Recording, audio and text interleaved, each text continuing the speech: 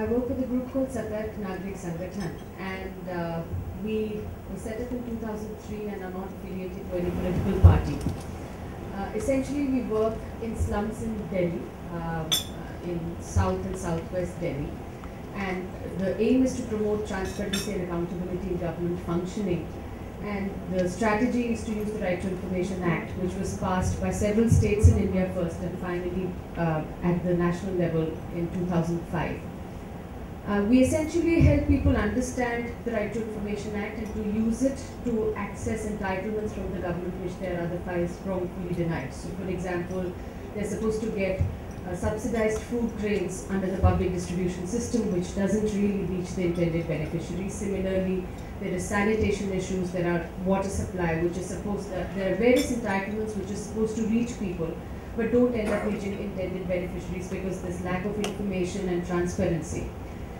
When people access information, they are able to hold the government departments accountable and are able to pressurize them to ensure that they get their entitlements in time. Our meetings are usually fairly well attended, but interestingly, one of the things that we've noticed, or at least we noticed initially, was that every time there were elections around the corner, people would suddenly stop coming for our meetings. So the first time this happened in 2003-04, the state elections were happening and people stopped coming for our meetings. We went back to them and asked what happened. And we were told that they had been informed that their slums were going to be demolished. After the elections took place, people again started coming back to the meetings and nothing really happened. The following elections, parliamentary elections in 2005, the same pattern repeated itself. So we had people stop coming for meetings, saying that the slums were going to be demolished. This time we filed an RTI application, an application to access information on which are the slums in Delhi which are due for demolition. The list that we got had none of the slums that we were working in. So we went and stuck that list in every slum that we were working. And the women came back to the meeting and they said that we found out and we realized that those people who are standing for elections are the ones who've been telling us every year, every time elections took place, that if you don't vote for us, your slums will be demolished. They're likely to be demolished, and we are the only ones who can actually help you save your slums. Now, it was there that people started saying that it's great that we can access information using the Right to Information Act on how our departments function, how the bureaucrats function. But we also want information on how our elected representatives function. In fact, people said that they had no idea what the roles and responsibilities of elected representatives really were. For example, in one of the meetings, people came up to us and said that they had only one public toilet, which was supposed to service a population of about 7,000 people in that slum.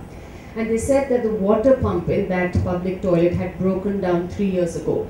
And despite repeated complaints to the municipality and to other departments, and also going to the elected representatives, nothing had happened. And in fact, the elected representatives, the members of Legislative Assembly, the MLA, and the councillor, had told them every time that they approached them that this wasn't their responsibility.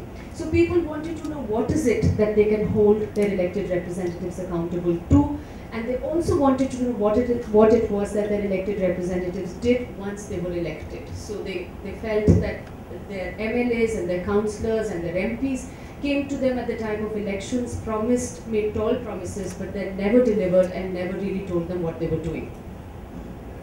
One of the things that we then did was to file applications under the Right to Information Act, asking for the stated roles and responsibilities of the 3 levels of elected representative, at the municipal level, at the state level, and at the national level.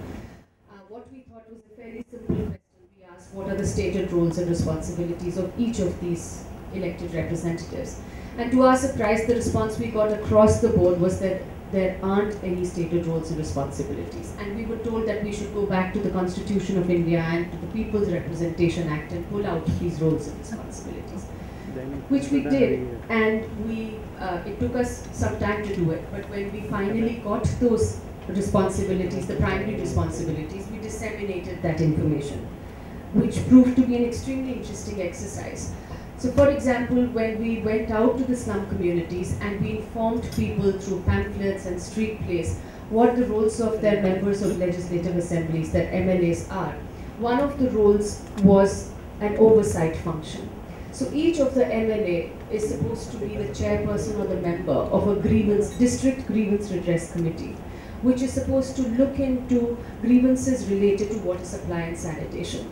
Now, when people got this information, they said, look, we've been going to our MLA every year and saying that we have these water supply sanitation problems. What we are entitled to, we don't get. The MLA never bothered informing us that he or she was in fact the chairperson of the District Grievance Redress Committee, which was responsible for this oversight function.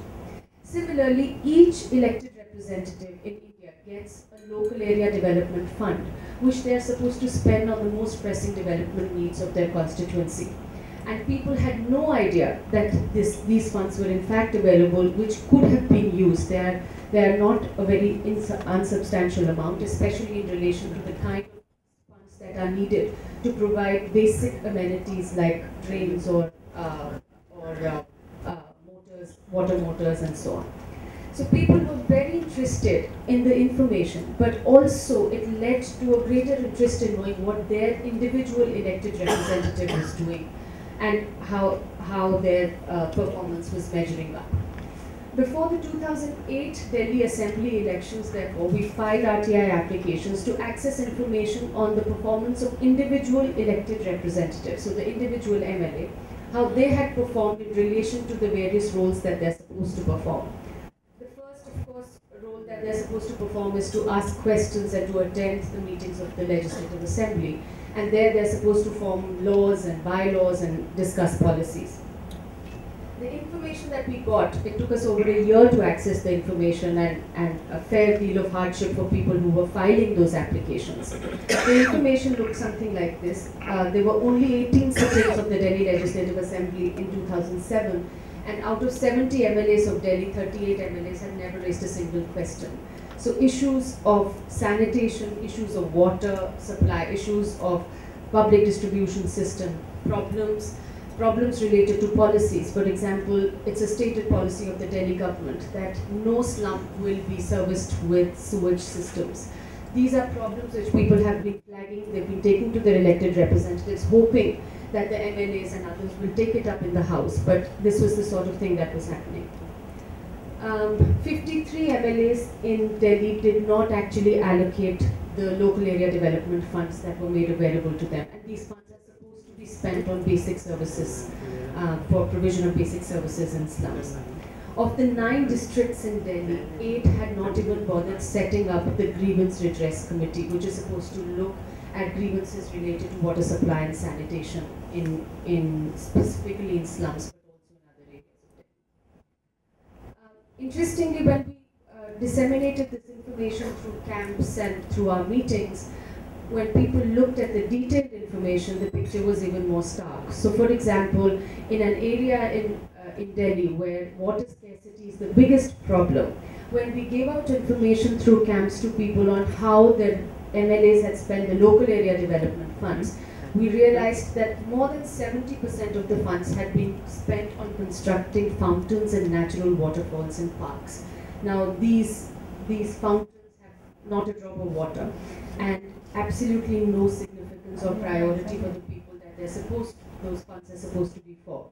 So people, when they got this sort of information, in fact, in those slums, got together and went to their MLA and asked the MLA why they should bother voting for that MLA again, because they had been going to their MLA repeatedly, and the MLA had in fact been telling them that he has no funds at his disposal and promising them that if he had any funds, he would spend those funds on providing them water. And incidentally, these slums were those slums where water supply came only once a day, which was at 2 in the morning. So women would start lining up at 12 in the night to access the water supply. So when people went with verifiable information, which was provided by the government itself under the Right to Information Act, the MLA had no option but to do something about it. And the fact that these slums are actually the largest vote banks also helped in establishing that whole chain of accountability. So in many places we realized that people were successful in using that information to be able to get their MLAs, to get them to be able to address their very basic needs. So in many slums, people got water pumps installed, the MLAs came for inauguration of those, but the important thing was that when there was information, when there was transparency, people were able to ensure accountability of their political representatives. In the absence of information, of course, these were also the sorts of things that were happening. Works that were supposed to be done also were not being done properly. In order to be able to provide this information to a larger audience, we then developed the instrument of the report card. Each report card gives a snapshot of the performance of the elected representative. It gives the attendance and participation in the assembly of the elected representative, how they spend their local area development funds, and their attendance in various committees, vigilance committees that they are members of.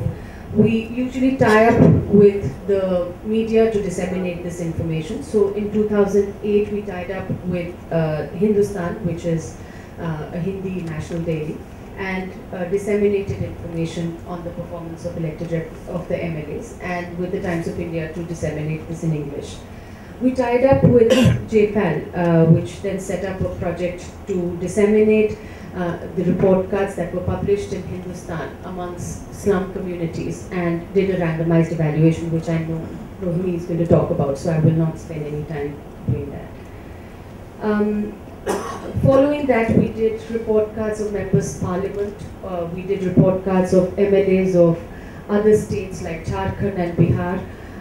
We also undertook the exercise of preparing mid-term report cards of municipal councillors in Delhi. The reason was that people felt that if they had information on how their elected representatives were performing well in advance, they could actually use that information to be able to negotiate, to be able to make sure that there was some accountability and they were performing for them in their interest. This is again something that JPAL has set up a project to study the impact of. And in 2012, municipal councillor elections took place, and we again prepared report cards and published them in partnership with the Hindustan. And Rohini will again talk more about that particular project. These are some of the sorts of things that we've looked at for the municipal councillors, which Rohini will be talking about. These are the functions of the Delhi municipality, which include construction, maintenance, and of toilets, of roads, drains, lanes, cleaning, sanitation, providing primary education and health. And these are the functions of the councillors. Using the RTI, we accessed information on how each of the 272 councillors in Delhi performed, and we gave out report cards on their performance, on their individual performance. So this is what the report card looked like, where performance was, information was given, and each of the councillor was spoken to, and their responses were also recorded. The impact of some of this will, of course, be discussed by Rohini, but at a very broad level for us. One thing that has happened is that there's a greater awareness creation about the roles and responsibilities. And JPAL, in their evaluation, found that there was in fact a 4% increase in voter turnout where these report cards were disseminated, which could perhaps be linked to the fact that people realize the relevance of their elected representative in being able to address their basic needs and their basic infrastructure requirements. It's a tool for demanding accountability and ensuring that people are able to hold their elected representatives accountable, and also the use of public funds. In a lot of places, people were able to use this information to be able to get their needs addressed. And in some ways, perhaps most importantly at a policy level, we've been lobbying with the information commissions and the government to ensure that this information is provided proactively by the government through means that are most easily accessible to people. So in 2011, the Information Commission directed the government to put up boards across Delhi. Each constituency and each ward of Delhi now has a board. This is a public hearing that was held to demand. And there are boards like these which have been put up in each constituency of Delhi and each ward of Delhi, which provide information on how the councillors and the MLAs have spent the project-wise details of how their local area development funds have been spent. And in fact, during the course of some of these public hearings, one of the issues that people brought up is that they have no information on how much they are supposed to be charged for the public toilets that they have access to. They have no information on who's supposed to maintain these toilet facilities and so on. So the Commission also passed orders saying that outside each public toilet in Delhi, there should be a board that's installed, giving information on who's responsible for running that public toilet, maintaining it, what are the user charges, and so on.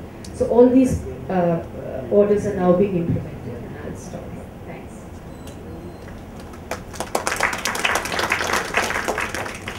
So we've been working with SNS now for, I'd say, roughly 5 years. And when we went into the field, we had a broad sense that we were interested in this question, thinking about issues of transparency and accountability. And through some set of just trying to find out in Delhi who's there, who's working, we came across SNS and the fact that they had already started putting in place these report cards. I think what you're going to see during this presentation is in some sense also how the interplay works. That I think when we started working with SNS, one of the things that worked very well for us was that they were very open to thinking about how to moderate what they did and where they did it as a way of allowing an evaluation. We, for our part, for instance, agreed that any of the areas where SNS had a very strong network and was in the practice of providing information camps would actually be outside the evaluation area, simply because that was not an area where they were comfortable denying information. So I think there's a lot of just at the start discussing and identifying how you can actually reach a point where both sides can be comfortable with the evaluation design. And I think that was an important first lesson for us, that if you don't have that, those problems often come out later on. But now turning broadly to it, I think what I wanted to focus on from the broader perspective of thinking about this session is to try to make the argument that we often think about a lot of water and sanitation improvements, about getting the technology out. I think there are a lot of cases where people have increasingly started thinking about citizen behavior, how they use it. But there's been much less work on actually thinking about the political side of it, the provision, the maintenance. And I think what we increasingly see, at least in the case of Delhi, that any kind of large-scale implementation is going to involve the political actors. So it's going to be very hard to say that we're going to keep out political actors, we're going to work with technologies, we're going to work with civil society groups, and expect that to be something that is sustainable in the long run. I don't think we've at all solved this problem, but I think looking both at the experience of other countries and what we've seen about who's responsible for what across slums in Delhi, it seems extremely important to think about how can we possibly get political actors to take these issues seriously. I think issues of water are probably taken reasonably seriously. I think water is a very salient issue. It's a politically important issue. But arguably issues of sanitation or garbage disposal, these are actually not so much on the screen of a lot of local politicians yet. So what I want to do today, I know I'm essentially out of time when I start, so I'll try to be fast. I want to first just talk about some descriptive statistics that we've seen on slum infrastructure in baseline surveys we've carried out alongside the interventions. Then put forward sort of in seeing this data and talking more to Anjali and her group, what were the set of hypotheses we had for why electoral accountability seems to fail in delivering slum infrastructure, and then discussing how we've used these evaluations. I'll go quite fast through the interventions that you already completed, but give you a sense about how getting one set of results very often just makes you move on to the next set of questions. And one thing we're very grateful for with SNS is that they have certainly been extremely engaged in being willing to recognize that researchers need to often say we need to do more work or we need to do a different kind of intervention to answer the result. So as Anjali talked about, there are a lot of political players and private sector players involved in service delivery in Delhi. So for instance, water is a corporatized state entity that's in the process of now being privatized. So there'll be an open question of what that means for delivery in slums. Garbage disposal is under the municipal council, so is sanitation, but then many other things are under state legislators. So one tricky aspect actually has been is really even trying to understand which political actor is responsible for what. So I'm going to talk about just some very basic findings based on two sets of surveys. One is a household survey of slums, and the other is actually an audit. So for the last year, every 3 months, we've been auditing every public toilet and garbage pile used by more than 5 households in the slums in our sample. And as you'll see, this is part of our intervention design. So the yellow areas are where our surveys were, and the green are the slums within it. In terms of just access, what you see is that when you look at water usage, over 50% of our sample relies on outdoor water usage. So they're using water from an outdoor tap. So they rely on some form of public delivery. And then when you look at sanitation, there is roughly 60 or 70% report using either public toilets or open defecation. This is in Delhi. So Delhi is a crowded city, and it's still striking a 30% state that open defecation is a common thing. When you look at disposal of garbage, roughly half of them are disposing it in official sites and another half in open land. And there's widespread, over 90% claim that their drains are smelly. So there's widespread usage of public infrastructure and also reasonable amount of dissatisfaction with it. When we look at our audits, which is independently collected data, this is just to give you an example of what garbage points look like. So the formal garbage points are supposed to be, if you look at number 6, that's probably the best example.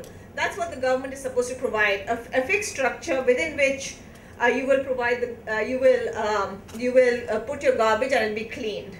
What you see is, of course, a whole array of things. So something like number 3 is very common. Slums are often along railway tracks, and you'll just see garbage disposed there. Number 1 is one of my favorite pictures. This is someone who decided to take a garbage point and make it into their house. So it no longer functions as a garbage point, it's someone's house. But you can see that there's a long variety in what's used. When you look at the data, basically, essentially what's used are informal trash piles. So when you look at piles used by more than 5 households, over 90% of it is informal. And then these are not collected. So you have a lot of informal piles that are not being collected. Next, if you look at toilets, these are the kind of examples of public toilets you'll see. You'll have, these are just the kind of things we looked at. And public toilets are very present. So over 80% of our areas had public toilets, of which 81% were open. They're widely used. On the other hand, they're typically dirty. Over 75% had some presence of fecal matter. And one thing that I think Anjali brought up slightly also is, you notice increasingly that charging a price is very common. But I think what's less noted in the fact that it's very high elasticity of usage to a price. So the moment price goes above 1, the household surveys in that area start responding that they're using open areas. So I think people often talk about sustainability thinking about prices, but there seems to be a lot of household behavior in response to it. So that's sort of, you've seen how, what the status is. Now if you try to look at the other side to say, well, are councillors spending the discretionary funds that Anjali talked about on this area? You find the biggest usage is roads, that's by far the largest. The second is sewage and drainage, but it's relatively small, and garbage removal is 1/100th the size of what's spent on roads. So these are sectors where you could be spending, but you're not spending a lot. So at this point you might ask, why does this happen? And I think this is what researchers do. You can come up with a series hypothesis. So one is that maybe these politicians just don't have in the end so much power in slums. Another is that maybe the slum voters actually have very different preferences. So there's so much heterogeneity that somehow there are not enough people who care about garbage. Another is that there's just very little engagement with the state. There may be slum dwellers. These are people living on illegal plots of land very often. Maybe they just stay away from the state. Another, which I think is very commonly discussed, is that, well, public goods don't get provided because slum dwellers really care about clientelism and private goods. So what they really want is this patronage through things like pensions. And then the last, which is what Anjali's group has worked a lot on, is to argue that perhaps some of the problem is information and an inability of voters to coordinate. So we both wanted to look at some evidence on whether the first 4 seem to have any bite from our survey data. And then I'll just briefly describe the setup of what we've been doing to test the last explanation. So first, in terms of policy powers, they have a lot of policy powers. Anjali talked about some of them. So it doesn't seem like that's the constraint. The second is whether there's heterogeneity. It doesn't look like it. When you look at survey data from these slums, there's very high concordance across problems. So if you look at, in some sense, the top 3 preferences, in any slum, there's overlap in at least one. So it doesn't seem to be the case that slum dwellers have a lot of heterogeneity. And again, you see the 3 top priorities are water, sewage, and garbage. The third question is there limited interest of citizens? There is very high voter registration and relatively high voting rates in the last election. These are groups that are as Anjali was describing at the start of her talk, these are groups that are wooed by politicians at every election. And when you talk to politicians, they'll tell you that slum dwellers are one of their strongest vote groups. So it doesn't seem like there's limited interest. It also doesn't seem like it's about successful patronage. So if you look at one classic example of patronage, which is pension, so this is a household transfer to someone in your house who is over a certain age or disabled, we see relatively low rates. So this is the fraction that gets it as a fraction of eligible. It rarely exceeds, never exceeds 50%, and is usually in around 30%. So again, it doesn't seem like that. What's happening is that the entire party and administrative machinery is providing private transfers.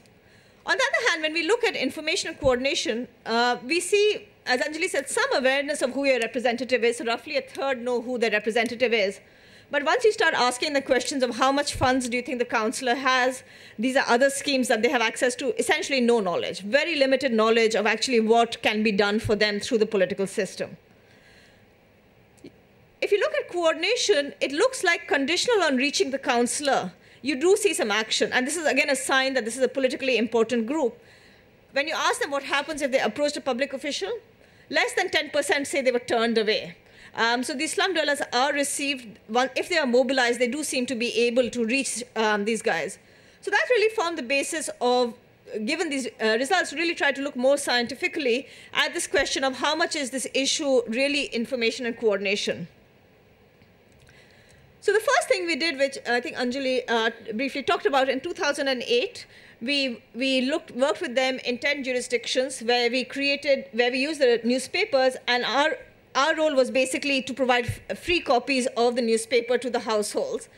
Once we did this, what we found is voter turnout increased, and we also found significant evidence that slum dwellers reacted to the precise information and spent more money in the slums and had better attendance in it. They also seem to use information on other incumbents to respond. So again, it seemed like the problem is not a lack of literacy or education, but rather a lack of information.